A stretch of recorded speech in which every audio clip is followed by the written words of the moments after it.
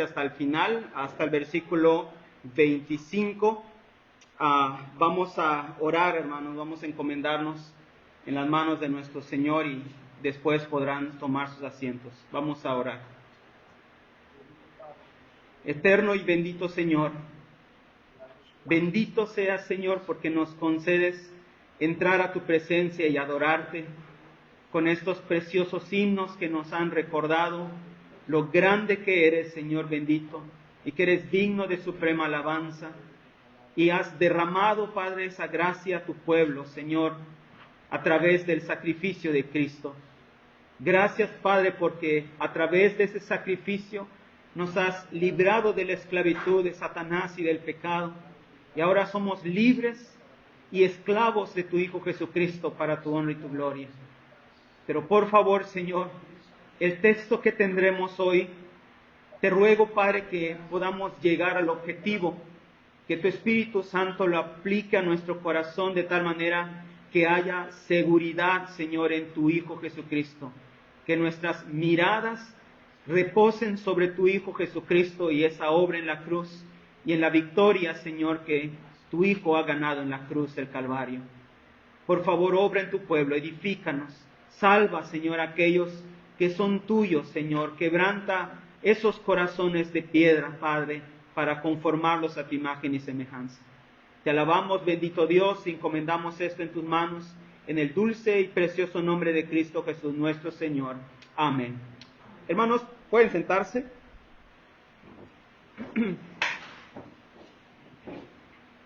Es muy probable, hermanos, que el texto que tendremos en esta tarde explique una de las evidencias más grandes de que una persona realmente es creyente. Pero al mismo tiempo, hermanos, si no tenemos cuidado y miramos esta misma porción desde una perspectiva equivocada, este mismo texto constituye una de las causas más grandes de la inseguridad con respecto a nuestra salvación. Vamos a hablar, hermanos, acerca de la lucha interna que todo creyente verdadero libra con el pecado remanente dentro de sí. Esta guerra, hermanos, es una de las evidencias más fuertes de que estamos unidos a Cristo. Y también, hermanos, en esta misma lucha son aquellas derrotas en las cuales nos fijamos la mirada únicamente, la que causa en muchas ocasiones inseguridad. Nuestra confesión de fe dice que la seguridad de la salvación de los verdaderos creyentes puede ser zarandeado, puede ser disminuido, puede ser interrumpido por diversas maneras, a veces por la negligencia de conservarlas, a veces por caer en un pecado especial que hiere la conciencia y contrista el espíritu, o por alguna tentación fuerte y repentina, retirándoles Dios la luz de su rostro y permitiendo que aún caminen en tinieblas para poder experimentar la dependencia de Él. Estas cosas son reales entonces. Si somos verdaderamente creyentes, vamos a entender perfectamente lo que el apóstol Pablo escribe aquí. Vamos a unirnos con él en el mismo clamor. Y como uno de los últimos textos dice, uniremos nuestra voz a Pablo diciendo, miserable de mí, ¿quién nos librará de este cuerpo de muerte? Ahora es necesario que nosotros recordemos que el apóstol Pablo ya nos ha explicado que el viejo hombre ha sido crucificado y por lo tanto el pecado ya no se enseñorea del creyente, del verdadero creyente. Que la ley ya no nos condena más porque estamos bajo la gracia. Y esto significa que aunque nosotros no obedecemos perfectamente la ley, sin embargo la ley ya no puede condenarnos porque la obediencia de Cristo ha sido imputada en nosotros para justificación.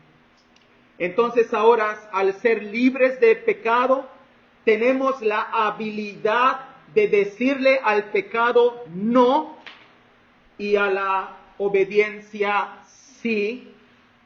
Pero a pesar de esto, que son grandes verdades, todo creyente sabe que aún el pecado ejerce influencia sobre él.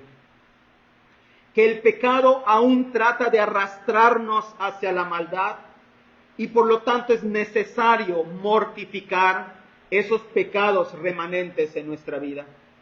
El apóstol Pablo nos dijo en Gálatas que el deseo de la carne es contra el espíritu y el del espíritu es contra la carne y estos se oponen. Hay una guerra de tal manera que no hagáis lo que quisiereis.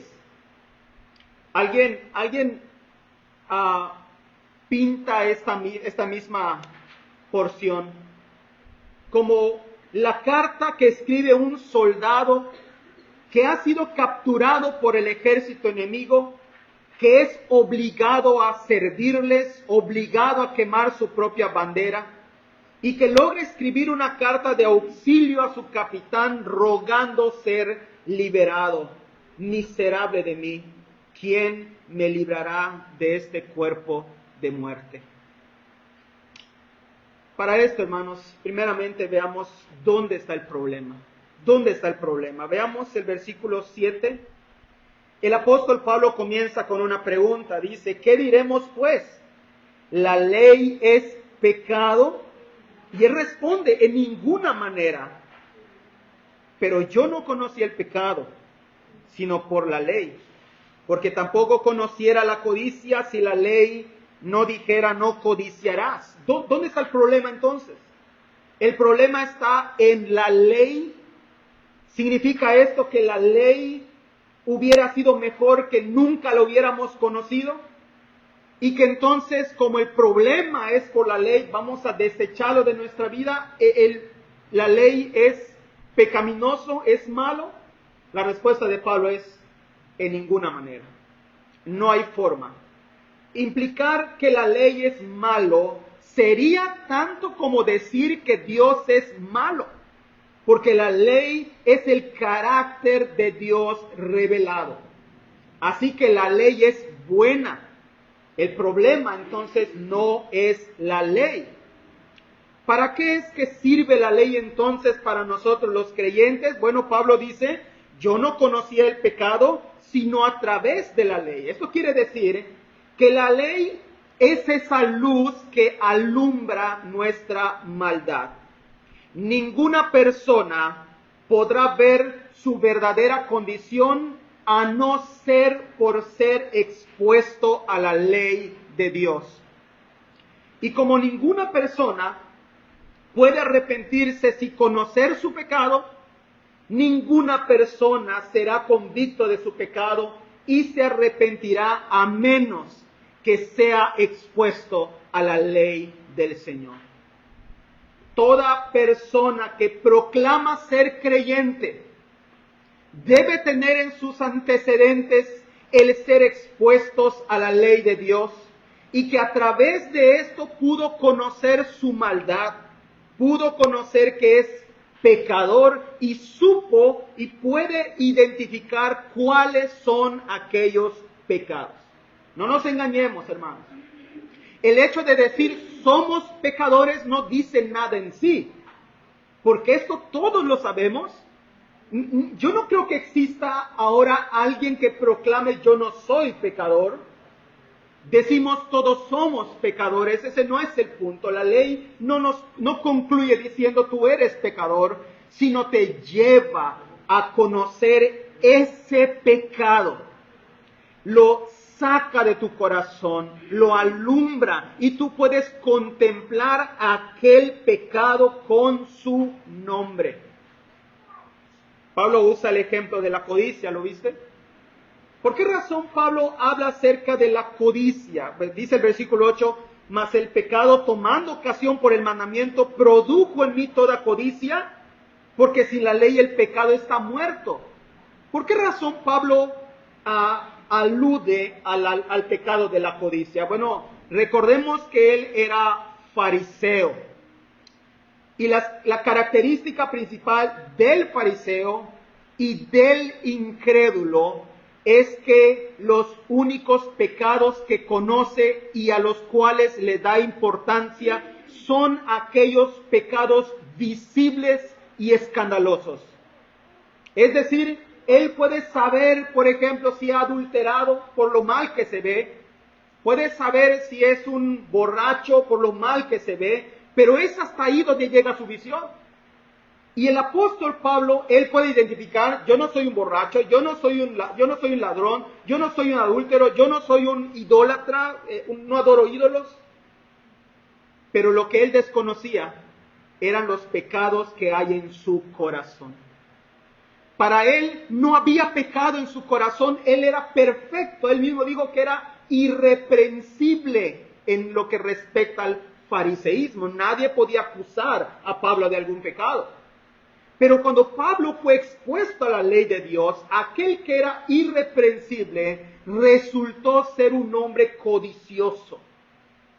Él no sabía que era codicioso, pero ese fue el pecado que Dios le demostró que tenía en él, y por eso dijo que produjo en mí toda codicia. Comenzó él a mirar su condición de pecado que nunca antes él había considerado. Por lo tanto, nosotros también pudiéramos pasar este mismo examen. No hay duda que todas las personas conocen aquellos pecados visibles y escandalosos. Pero esta no es la vida de un verdadero creyente.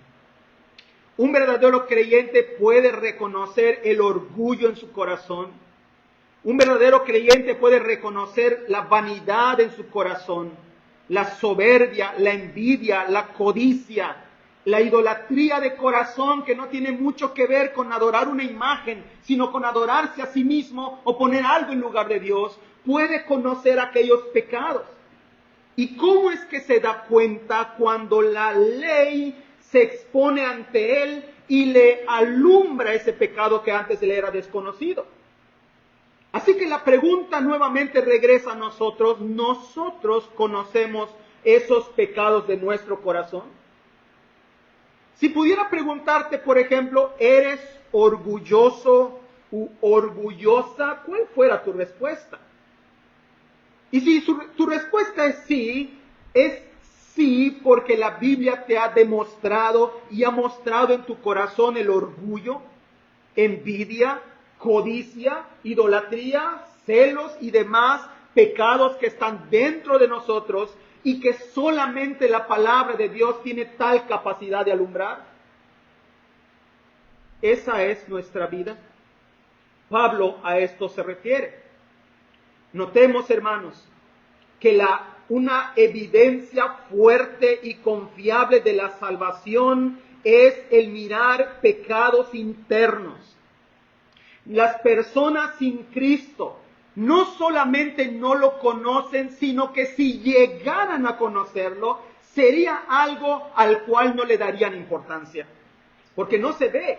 Lo albergarían en su corazón, lo apapacharían en su corazón, lo alimentarían hasta que crezca, por cuanto se deleita en ese pecado y por cuanto no puede ser cachado, no lo pueden exhortar visiblemente porque es invisible, permanece en su corazón por largo tiempo. Tal persona debe dudar verdaderamente si ha sido convertido a Cristo. Hay una lucha dentro de nosotros, no solamente con los pecados externos, esos pecados escandalosos, sino sugiere una guerra con aquellos pecados internos, aquellos pecados que no se ven. Ahora Pablo nos indica en este texto que la ley, el pecado sin la ley está muerto. ¿Qué significa esto? Bueno, esto significa, ya que la ley no proporciona fuerza para no pecar, la ley lo que hace es darle nombre, darle la sentencia a cada pecado que nosotros cometemos. Eso es lo que hace la ley. Eso es lo que hizo con Pablo. Pablo practicaba la codicia, pero no sabía que era codicia. La ley lo que hace es darle nombre. ¿Y cómo lo hizo? No codiciarás. Y Pablo pudo entender que lo que él practicaba se llamaba codicia, pero no solamente eso, sino que le da sentencia. Aquí el único problema es que la ley no nos da la fuerza para luchar contra ese pecado. Únicamente nos dice lo que somos y nos dice que merecemos. Eso es lo que hace la ley en nosotros. Cuando eso pasa, la ley vive. A esto se refiere Pablo. La ley está como que muerto, dormido, no lo vemos, pero cuando la ley llega, revive y ahora está atacándonos, está luchando contra la nueva naturaleza creada en Cristo. Ahora hay una guerra con aquel pecado. Por ejemplo, quisiera leerles lo que dijo Cristo en el libro de Juan, capítulo 15. Si pudieran acompañarme o si no, escúchenle. El Evangelio de Juan, capítulo 15, versículo 22, Cristo dice lo siguiente. Dice la Escritura, si yo no hubiera venido, ni les hubiera hablado, no tendrían pecado. Pero ahora no tienen excusa por su pecado.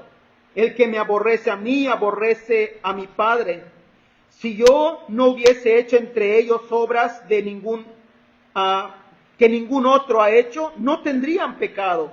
Pero ahora han visto y han aborrecido a mí y a mi Padre. ¿Qué fue aquello que produjo, en este caso, a estas personas su pecado? La presencia de Cristo exponiendo precisamente su vida. Su vida. Y ¿saben qué, hermanos? Nosotros venimos con todos esos pecados. No es que recién los comenzamos a practicar. Ese era nuestra vida.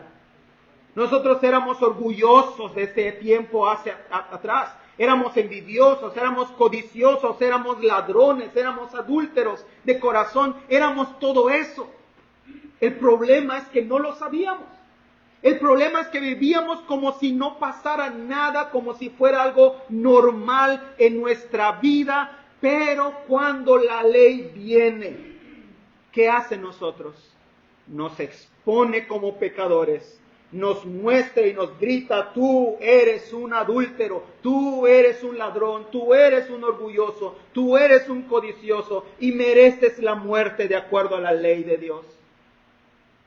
Para eso sirve la ley en este caso. Pensemos, por ejemplo, en un joven que toda su vida ha crecido y practicado el catolicismo romano. Toda su vida ha sido enseñado en la práctica de la adoración de imágenes. Él está pecando, ¿verdad?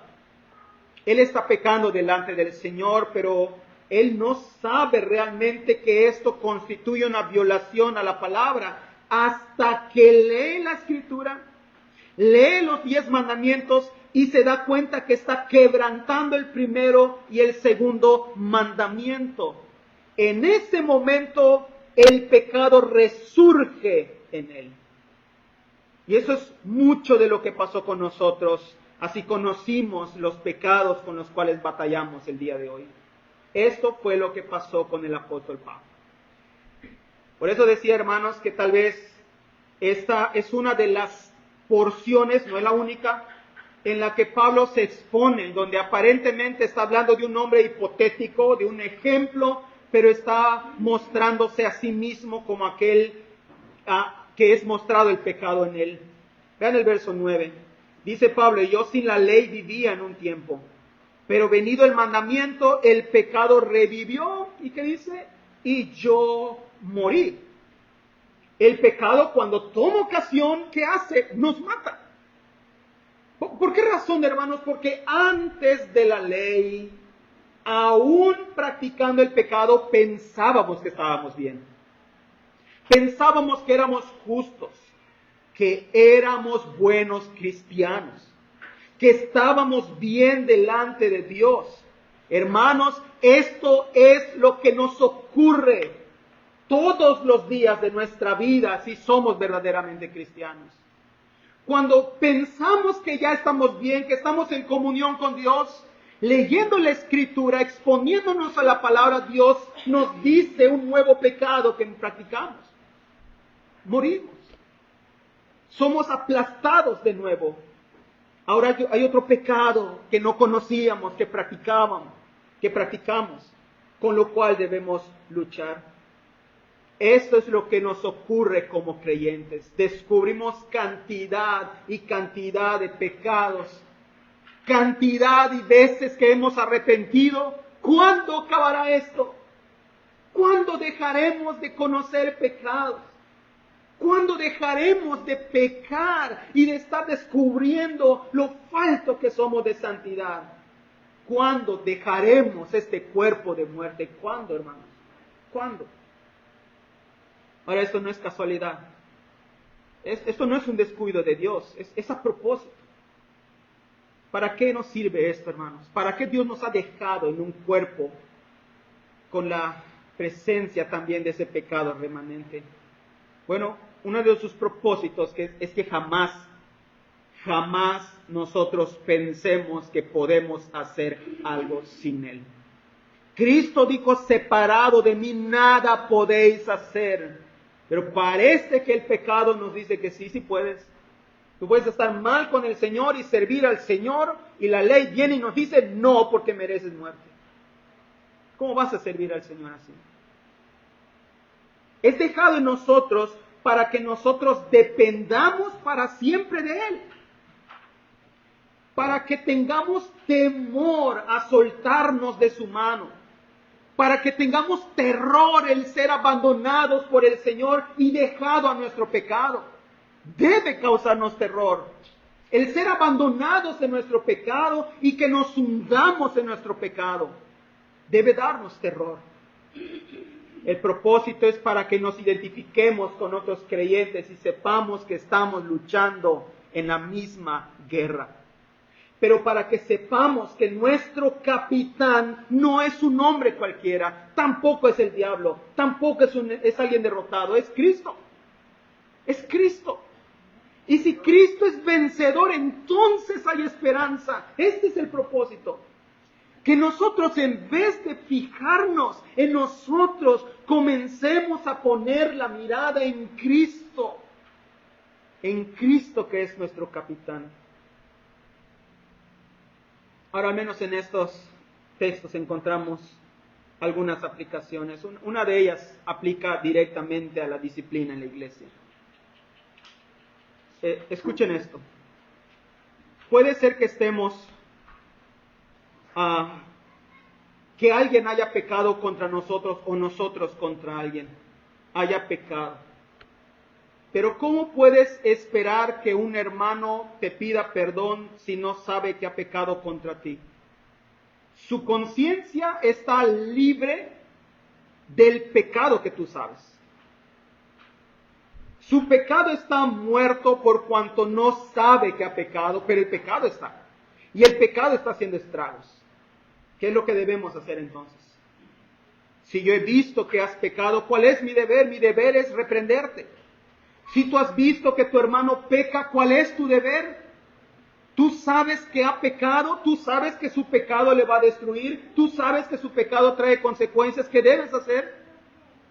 Tú debes reprenderle para que su pecado reviva y pueda luchar contra ese pecado, pueda hacer lo que se tiene que hacer para que ya no más esté en ese pecado.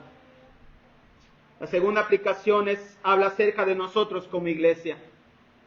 Si en nuestra iglesia, hermanos, aborrecemos la predicación de esos pecados ocultos como la envidia, el orgullo, la idolatría, podemos nosotros estar viviendo en pecado. La iglesia puede estar viviendo en pecado de manera inconsciente. La consecuencia llegará a nuestra vida sin saber por qué. ¿Y saben cuál es el fruto? Que a veces confundimos la disciplina con la prueba. Pensamos que Dios nos está probando cuando realmente nos está disciplinando. Así que realmente cuando nosotros atravesamos alguna aflicción, la primera cosa que debemos pensar no es estoy siendo probado, ¿estoy pecando en algo? Debo examinar mi vida. No vaya a ser que hay un pecado en mi vida que esté albergando, que la Escritura tiene que mostrarme para pedir perdón al Señor. Y haz esta práctica, examínate a la luz de la Escritura. Ve con alguien y que te muestre si hay algún pecado en tu vida, porque de esta forma sabremos, nos vamos a arrepentir y tendremos del Señor perdón y misericordia. No, hermanos, no siempre es prueba. No confundamos esto. ¿Saben? Decir prueba hasta cierto punto causa orgullo, ¿no? Estoy sufriendo, estoy siendo probado por el Señor. Pero muchas veces, amados hermanos, no es prueba, es disciplina del Señor, a causa de pecados que escondemos en nuestro corazón. En tercer lugar, ser tentado significa que hay dos deseos. Uno es el que desea el pecado, ese pecado remanente. Pero si somos creyentes, debe existir un anhelo por santidad, no por ser descubiertos. Hay una gran diferencia con esto. El creyente verdadero no le importa tanto el ser descubiertos, porque sabe que Dios mira completa y perfectamente su vida. Y eso es lo que más le ocupa y le importa. Que Dios sabe que ha pecado. Dios sabe que ha pecado. ¿Recuerdas a Saúl? Tras ser reprendido por el profeta, ¿qué era lo que más le preocupaba? Hónrame delante de los hombres, ¿recuerdas? Hónrame delante de los hombres, que no sepan que yo he pecado. Eso era lo que más le preocupaba. Pero tú miras a David, después de haber pecado, después que esto permaneció allí, él escribe un salmo para decir: lo que pasó con mi hijo, cuando mi hijo murió, no es porque Dios sea injusto, eso fue por mi pecado, eso fue la disciplina de mi pecado. Lo que David anhelaba es que el nombre de Dios sea reivindicado, aunque su nombre sea pisoteado. Hay estos dos deseos en nosotros, el deseo de santidad, aunque reconocemos también que hay todavía el deseo del pecado, de que el pecado aún produce placer en nosotros. ¿Saben cuál es la diferencia entre un incrédulo y un creyente con respecto al pecado? Que el incrédulo disfruta el pecado antes, durante y después. Lo disfruta. Después que ha pecado, recuerda aquellos pecados y lo disfruta y anhela y es incentivado a seguir pecando. El creyente no. El creyente peca, sí, lo disfruta, pero después no puede consigo mismo. El Espíritu Santo lo redarguye, lo aplasta hasta que regrese a Cristo arrepentido de sus pecados. Y después siente vergüenza por haber cometido tal pecado. Esa es la vida de un creyente. ¿Es así nuestra vida? Cuando tú has pecado, ¿tú lo recuerdas como algo disfrutable que anhelarías volver a hacerlo? ¿O te avergüenzas de los pecados que tú cometiste tiempo atrás? Veamos el versículo 10. Dice el apóstol Pablo: y hallé que el mismo mandamiento que era para la vida, a mí me resultó para muerte. Porque el pecado, tomando ocasión por el mandamiento, dice Pablo, me engañó y por él me mató. Ahora, ¿qué es lo que Pablo está diciendo aquí? Bueno, esta ley del cual Pablo habla era para vida. Era para vida. Es decir, aún el mandamiento acerca de la codicia, de la envidia, ¿cuál era la intención del mandamiento? El mandamiento no dice hazlo, ¿verdad? El mandamiento dice no lo hagas. Era para vida. Entonces, si la intención no era que se cometa, ¿cómo es que para Pablo le fue para muerte? Permíteme darles un ejemplo. Sé que es un ejemplo muy débil, pero tal vez explique lo que Pablo está diciendo aquí. Pensemos en dos hombres en medio de la calle, en una calle transitada. El primer hombre no tiene ninguna de las dos piernas, está en medio de la calle. Entonces nosotros pasamos y le decimos a esa persona: hey, hombre, corre a la banqueta porque te van a atropellar. Qué cruel, ¿verdad? No puede, es cruel. ¿No es esto lo que el texto dice? Algunos piensan que cuando decimos que tenemos incapacidad de venir a Cristo y de obedecer la ley, decimos que no hay la posibilidad absoluta de no hacerlo. No, no es esto. ¿Recuerdan que son dos hombres? El segundo hombre es un borracho. Un hombre que está tambaleándose en la calle transitada y nosotros le decimos a ese hombre, hombre, súbete a la banqueta que te van a atropellar. Pero ¿saben qué? Tampoco puede. ¿Pero por qué no puede? ¿Porque no tiene piernas para caminar? ¿Porque no sabe caminar? ¿Porque no puede caminar? No, no es por eso. Es porque algo lo está controlando. Porque algo lo ha inhabilitado para hacer algo naturalmente bueno.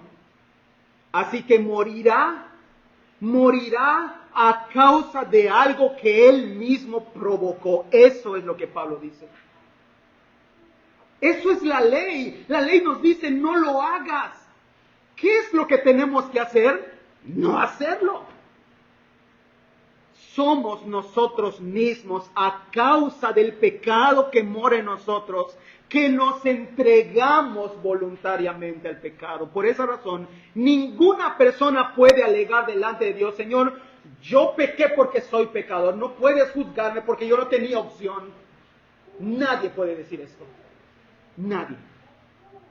Así como ese borracho no puede reclamar y decir, yo morí porque no pude caminar. Yo morí porque estuve ebrio y por eso no pude caminar. ¿Ven la diferencia? Pero lo que el apóstol Pablo dice es exactamente eso. Sin la ley vivía en un tiempo. Pero venido el mandamiento, esto revivió y yo morí. Eso es lo que pasaba. Pablo estaba en la calle, transitada, con la muerte acechándolo, pero él no lo sabe. Así que alguien le grita, quítate, sube a la banqueta, sálvate. ¿Y saben qué? Yo no puedo. Yo morí, no puedo hacerlo. Si yo miro a la ley que yo pienso, en la cual estoy justo, la ley misma me condena. No puedo confiar en la ley. La ley me llevaba a mirar mi propia vida, y si miro mi propia vida estoy arruinado. Entonces no hay salvación para mí en mí ni en la ley. Eso es lo que Pablo está diciendo. Cuando el pecado tomé conciencia de mi pecado, entonces supe que estoy perdido, que estoy muerto en mis delitos y pecados. Entonces supe que no hay solución en el pecado y que la única solución está fuera de la ley y fuera de mí, únicamente en Cristo. Por eso Pablo no desecha la ley, se desecha a sí mismo.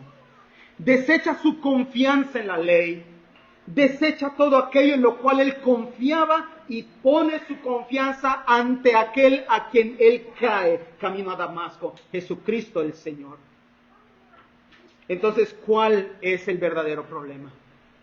¿La ley es el problema, hermanos? ¿La ley es pecaminoso? ¿Tenemos que quitar la ley? No, la ley no es el problema. Vean el versículo 11. Porque el pecado, este es el problema. El pecado, tomando ocasión por el mandamiento, me engañó y por él me mató. Es el pecado que mora en nosotros el problema. No roguemos que Dios nos quite la ley, roguemos que seamos librados del pecado. Es allí donde está el problema. Llevemos esto a algo un poco más real. Nosotros sabemos y creemos en el mandato de que debemos congregarnos en el día del Señor, ¿cierto, hermano? Amén. Eso creemos. Pero ¿qué pasa el domingo? ¿Se han dado cuenta? ¿Se han dado cuenta cómo justo el domingo hay problemas en casa? Justo el domingo la pereza que es pecado asoma en nuestra vida. ¿Por qué razón cuando estamos mal en algún pecado o mal con algún hermano, la primera cosa que hacemos es pecar más? ¿Por qué? ¿Por qué?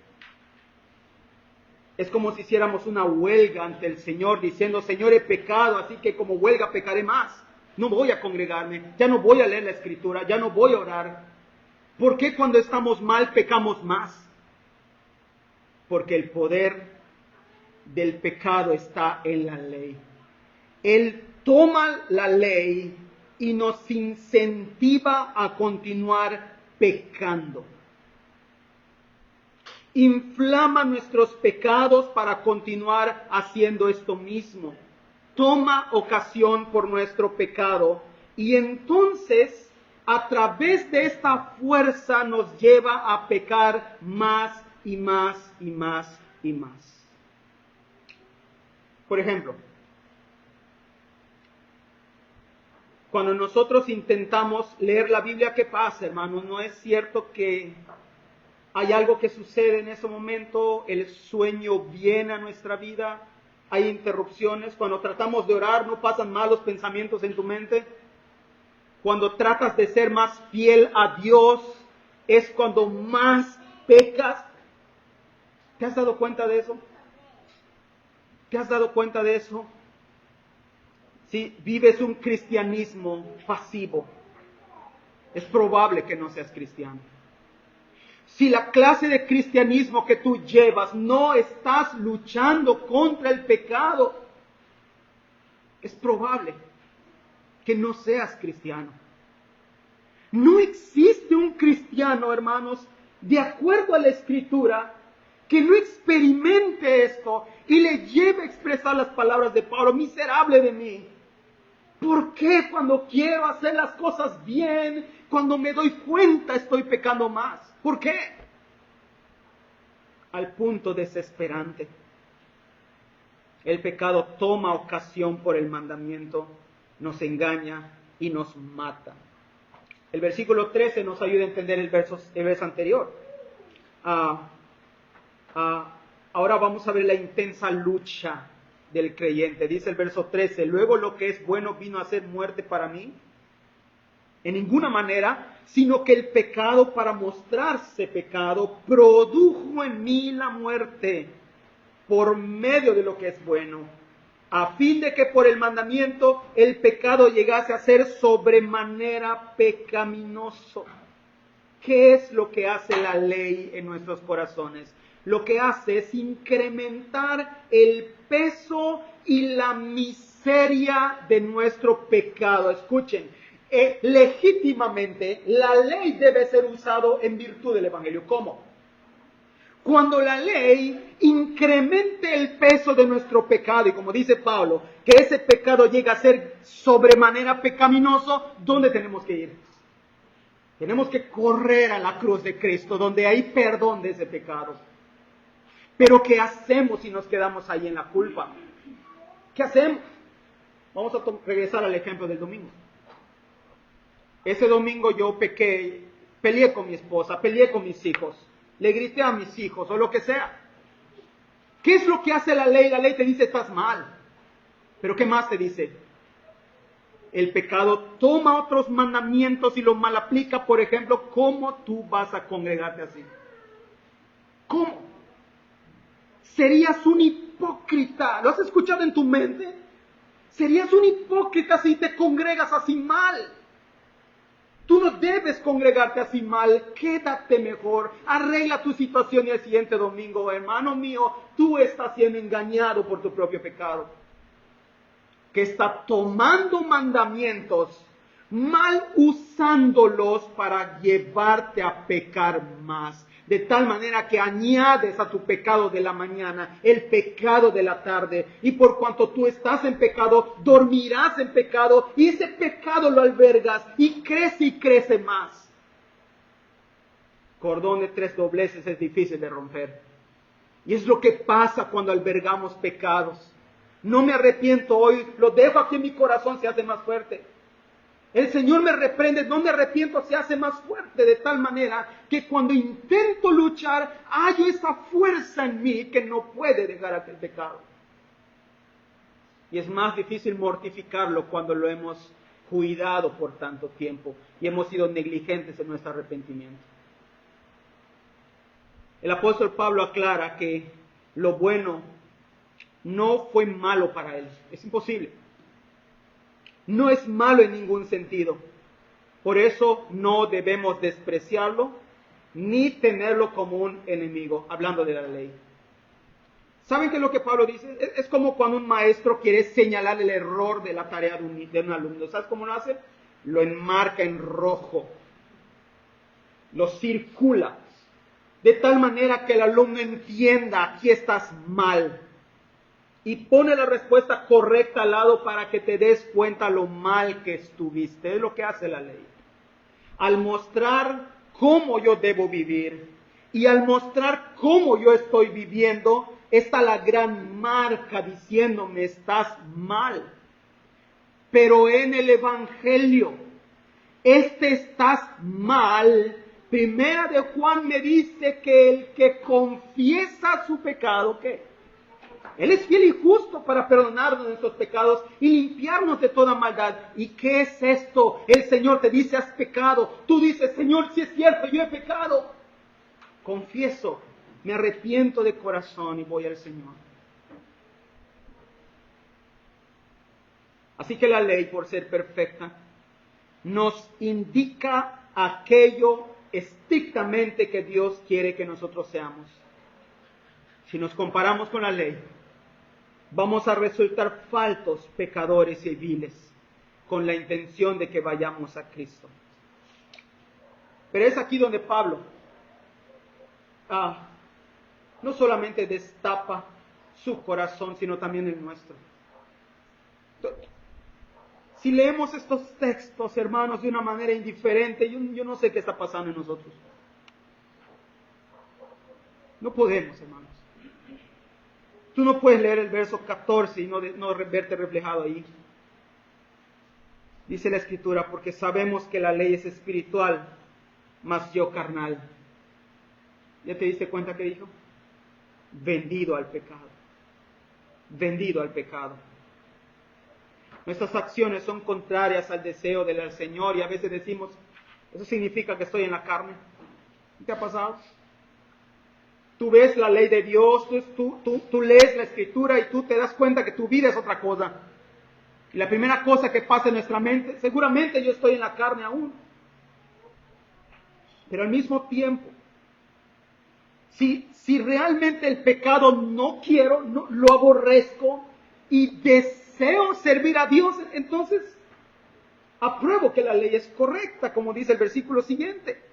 Apruebo que la ley es buena, entonces estoy en la misma sintonía que Dios. ¿Qué quiere decir esto? Estoy con Cristo, no estoy en Cristo. Si tú notas, esta es una persona que está confundida a causa de todo lo que ocurre. Aquello que quiere hacer no lo hace, lo que no quiere hacer, eso hace. Dice el versículo 16: y si lo que no quiero, esto hago, apruebo que la ley es buena. De manera que ya no soy yo quien hace aquello, sino el pecado que mora en mí. Ahora, en este texto quiero explicarte algo. Porque algunos pudieran entender que Pablo está pensando en una persona diferente a él. Que él se está excusando y que no están tomando la responsabilidad de sus actos y que en una manera Pablo está diciendo: yo no tengo la culpa. La culpa la tiene el pecado que mora en mí. Hermano, lo que Pablo está haciendo es separar algo que realmente está unido. ¿Ok? Lo que está haciendo Pablo es separar algo que realmente está unido. Es como decir: mi alma no quiere hacer esto. ¿Qué es lo que estoy diciendo? Yo no quiero hacer esto. Cuando la Escritura dice: nuestro corazón es engañoso y perverso, lo que está diciendo es: soy engañoso y perverso. Yo soy engañoso y perverso. Así que lo que Pablo está diciendo es que hay ambas cosas en él. Ambas cosas están dentro de él, luchando una batalla cada uno de los días de su vida. Qué frustrante llega a ser esto. Qué cansado llega a ser esto. Desearíamos, hermanos, cualquiera de los dos extremos, pero estar en esa batalla es duro. Es una guerra, hermanos. Por eso repito e insisto: si estamos viviendo una vida pasiva, una vida de solo el domingo, hermanos. ¿Cómo podríamos decir que somos de Cristo? ¿De dónde tenemos fuerzas para luchar con el pecado si la Biblia está abandonada en nuestros hogares? ¿De dónde? ¿Cómo es que tenemos victorias si nosotros ignoramos la palabra del Señor? Si la palabra del Señor es la última cosa en la que pensamos en el día. ¿Cómo, hermanos? ¿Cómo? Si te diste cuenta, quien escribe aquí es el apóstol Pablo. Digo, si fuera, no sé, Judas quien está escribiendo aquí, lo entendería, es Pablo. Es un cristiano, hermanos. Es un cristiano mostrando lo que cada uno de nosotros padecemos también. Vean el verso 21, dice la escritura. Verso 19, perdón. Pero no hago el bien que quiero, sino el mal que no quiero, eso hago. Y si hago lo que no quiero, ya no lo hago yo, sino el pecado que mora en mí. Verso 21, así que, queriendo yo hacer el bien, ¿qué dice Pablo? Hallo esta ley. ¿Quieres saber cómo es la fuerza del mal? ¿Quieres saber cuál es la fuerza del pecado remanente en nosotros? Intenta hacer el bien. Inténtalo. Intenta tener una vida devocional diaria en la lectura de la palabra del Señor. Y vas a encontrar que el enemigo no es Satanás en ese momento. No es que escuchas un susurro diabólico que te dice, no leas. No, eres tú mismo. En ti está tu propio enemigo, aquel que aborrece la ley de Dios y que está en contra del bien que queremos hacer para nuestro Señor. Cada vez que intentemos ser fieles al Señor, esa oposición vendrá a nosotros. Pero ¿cuál es la solución, hermanos? ¿Cuál es la solución? Dejarnos. Si esto es así, entonces no vale la pena servir al Señor. Vamos a dejarnos. Vamos a entregarnos a la derrota. Vamos a entregarnos al pecado. ¿Esta es la solución? No. Por esa razón, lo que el apóstol Pablo quiere, lo que el Espíritu Santo quiere a través de este texto es: no mires a la ley buscando salvación. No mires a ti mismo buscando solución. No. No. Mira a Cristo. Mira a quien es el vencedor. A quien ha crucificado a esa carne en sus deseos y pasiones. Quien puede fortalecernos para mortificar esos pecados remanentes que la propia palabra descubre en nuestra vida. Miremos a Cristo, este es el mensaje. Miren el versículo 22 y 23, porque según el hombre interior me deleito en la ley de Dios, pero veo otra ley, esta palabra ley, entiéndase como una fuerza, encuentro otra fuerza en mis miembros que se rebela contra la fuerza de mi mente y me lleva cautivo a la ley del pecado que está en mis miembros. Por eso este hombre ejemplificaba esta porción como la carta de un soldado que ha sido preso de su enemigo y que está suplicando ser liberado por su capitán. Yo no quiero realmente hacer el mal. Creyente, si realmente estás en Cristo, el Señor pone en nosotros el deseo genuino de obedecer al Señor y ser santo porque Él es santo.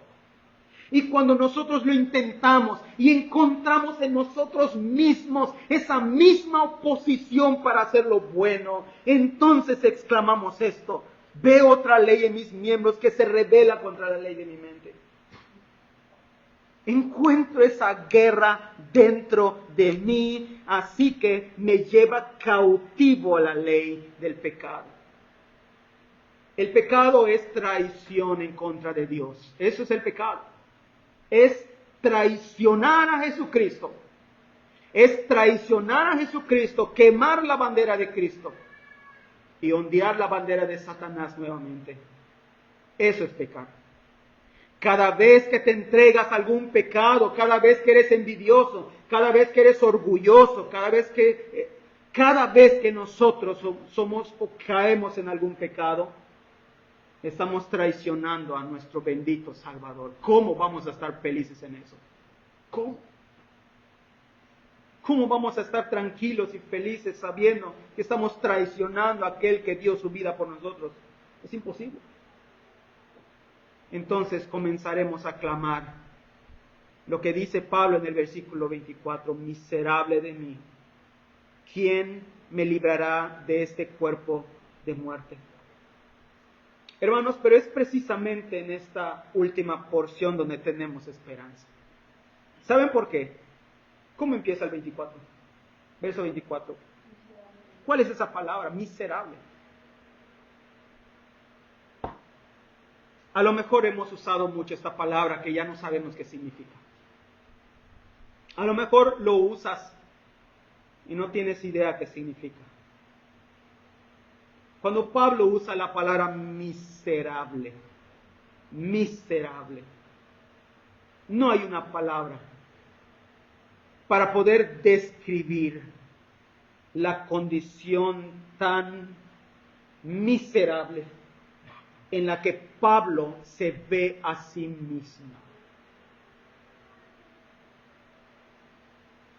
Quisiera preguntar a tu corazón lo siguiente. Yo sé que sabes que eres pecador. Sé que sabes que eres pecador. Esa no es la pregunta.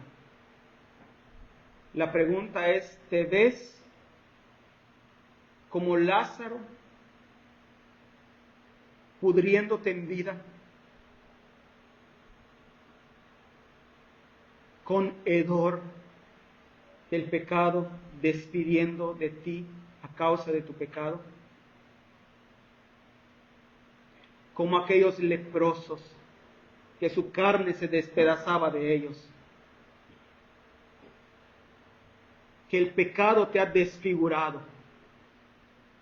Que el pecado ha arruinado tu vida entera, de tal manera que te ves a ti mismo como un monstruo.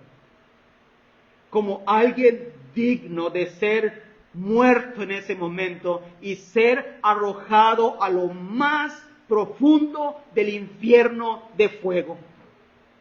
Miserable, condenado a causa de nuestra maldad. ¿Es así como te ves? Eso es lo que causa el pecado cuando el Espíritu Santo lo aplica en nuestro corazón. Ya no nos vemos como aquellos que cometen errores. Sí, yo fui borracho, pero eso fue un error de mi vida, no fue un error, fue pecado. Cuando tú pecas hoy, son pecados delante del Señor, es aborrecible delante de Dios.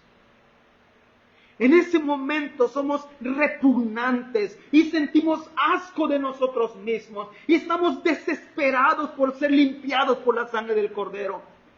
De tal manera que no tenemos que esperar que pase el día y no soportamos la idea de pasar el día sabiendo que hemos pecado en algo. Miserables. ¿Quién nos librará de este cuerpo de muerte?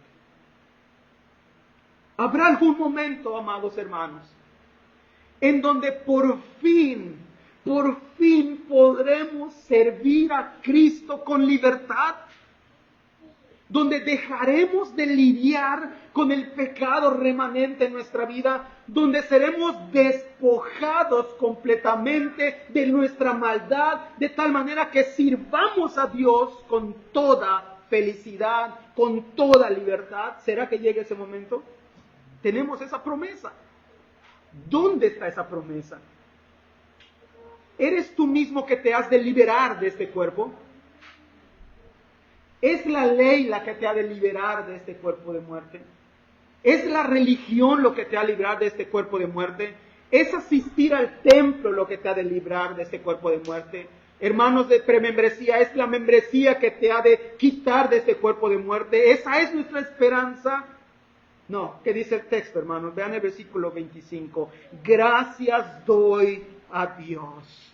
Gracias doy a Dios por Jesucristo, Señor nuestro. ¿Por qué Pablo dice esto? Porque esa fue su intención desde el principio. Que nosotros al final volteemos a ver a quien él vio camino a Damasco, a Jesucristo. A Jesucristo. Es en Él que tenemos libertad en este momento, pero sabes que también hoy.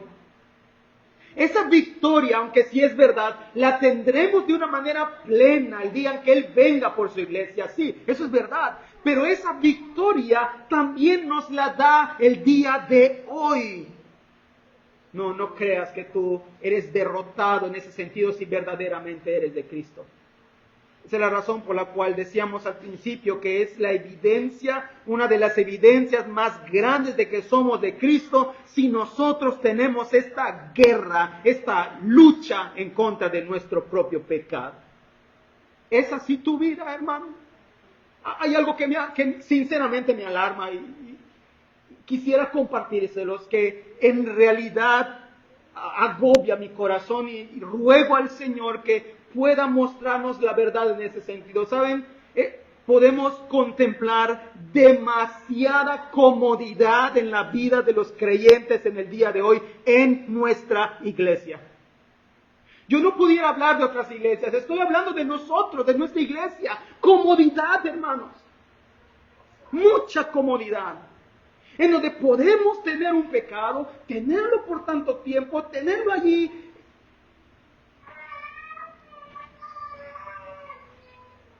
¿Luchas?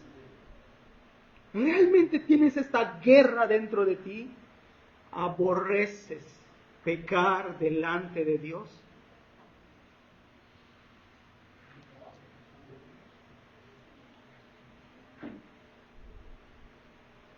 Podemos decir como el salmista, alzaré mis ojos a los montes. ¿De dónde vendrá mi socorro?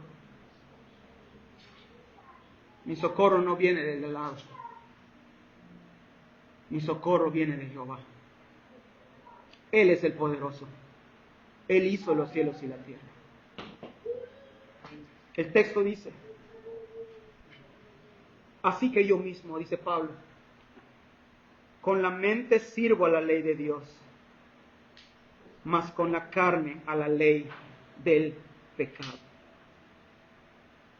Esto no es conclusión.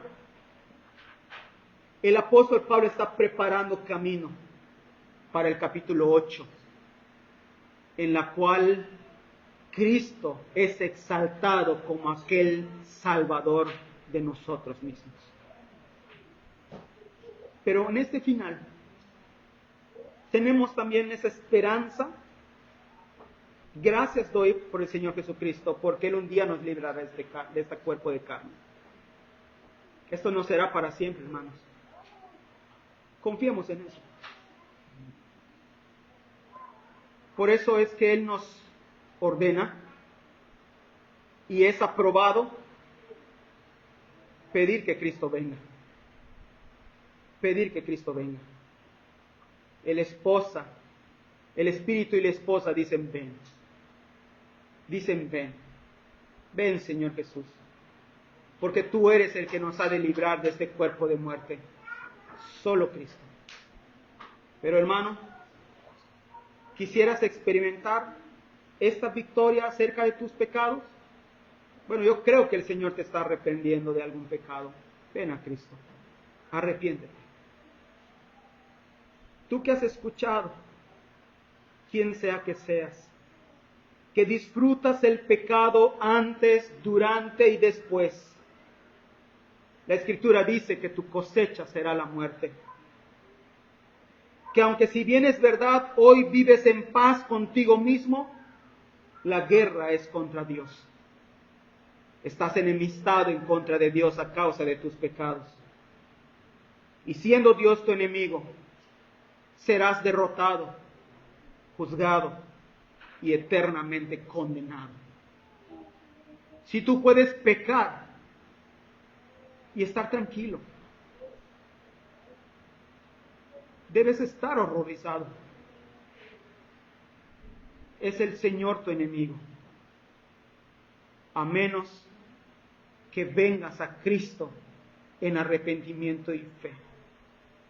Si Dios te ha convencido de la vileza de tu pecado, si Dios te ha convencido de la miseria en la cual vives en tu pecado, ven a Cristo, arrepiéntete y cree que Cristo es el libertador. Y te aseguro que tendrás una lucha a muerte con el pecado, pero estarás en paz con Dios. Y Dios ha prometido victoria en Cristo al final. Amado hermano, no mires a la ley con esperanza de libertad. No te mires a ti mismo y tu estado el día de hoy. Y tampoco pienses que no hay esperanza para ti porque no es bíblico. Pablo y el Espíritu nos indican a mirar a Cristo, mirar su victoria. Que tu seguridad repose no en tus victorias, pero tampoco tu inseguridad repose en tus derrotas, sino que descanse en que le perteneces a Cristo. Y la lucha que tienes con tu pecado es la evidencia de que estás en el mismo ejército de Cristo. Que el Señor nos ayude. Vamos a orar.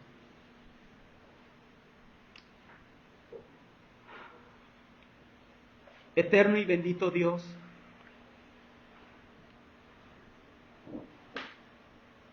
lleva tu palabra a nuestro corazón.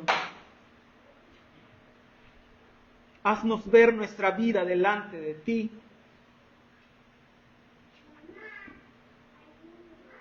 Y tu Santo Espíritu nos convence,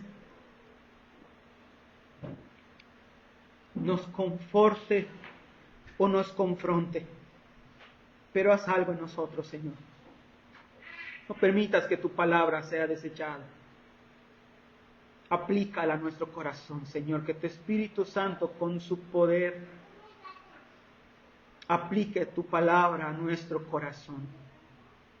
Señor, nos encomendamos en tus manos y el fruto de este sermón. Para la gloria de Cristo Jesús oramos. Amén. El Señor les bendiga, hermanos.